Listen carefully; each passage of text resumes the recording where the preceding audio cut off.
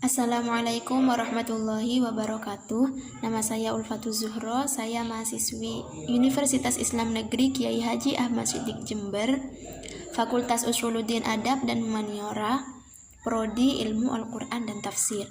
Dalam kesempatan kali ini saya akan memaparkan sedikit penjelasan bagaimana tentang studi kajian barat atas Al-Quran.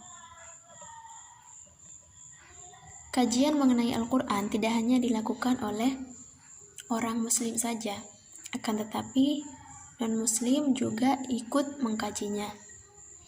Al-Quran adalah kitab suci yang diturunkan kepada Nabi Muhammad melalui malaikat Jibril, yang mana Al-Quran ini selalu relevan di setiap zamannya.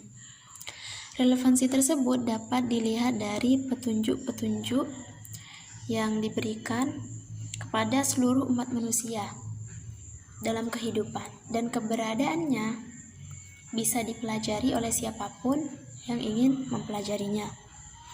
Kemudian tokoh orientalis ada Injirika Neurit dan Toshihiko Izutsu. Injirika Neurit atau yang biasa disapa dengan Neurit adalah seorang orientalis Yahudi yang juga seorang akademisi dalam studi Al-Quran. Dia lahir di Nuremberg pada tanggal 4 November 1943. Dia memiliki spesialisasi dan ketertarikan kepada bidang sastra Arab klasik dan modern. Kemudian ada Toshihiko Izutsu. Dia adalah seorang orientalis dari Tokyo, Jepang, yang mana pendidikan dasar sampai perguruan tinggi diperolehnya di negaranya sendiri. Ia juga seorang sarjana yang jenius, menguasai banyak bahasa dunia. Perbedaan dari kedua tokoh ini adalah dalam metode Al-Quran, Toshihiko Izutsu dalam karyanya God and Man in the Quran, Semantics of the Quran, Weltanschauung, dan Ethico-Religious Concept in the Quran, dia berusaha untuk memahami kandungan Al-Quran.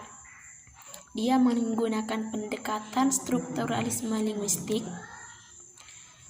Dia memilih pendekatan tersebut karena dari keyakinannya, bahasa itu tidak hanya sebagai alat berbicara dan berpikir, namun lebih penting lagi sebagai alat untuk menangkap dan menerjemahkan dunia yang mengelilinginya.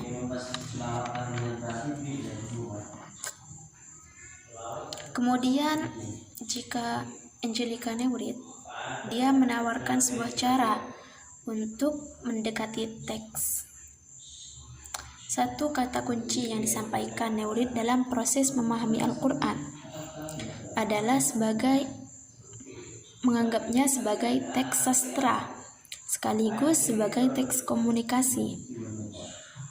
Al-Quran yang ada di tangan umat Islam sekarang memang tidak disusun secara kronologis, namun disusun dalam unit sastra integral yang disebut surat, yang tersusun dari elemen-elemen yang secara intristik terhubung satu sama lain.